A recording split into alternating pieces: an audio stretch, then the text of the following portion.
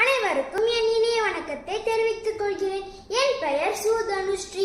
நான் 5ஆம் வகுப்பு ஊ பிரிவில் பயில்கின்றேன். இன்று நான் உங்களிடம் பேச வந்துள்ள தலைப்பு மதி வளர மதித்து வாழ். மதித்தல் என்றால் என்ன? நாம் ஒருவரை மதிக்கும் போது அவர்கள் மீது அன்பு செலுத்துகிறோம்.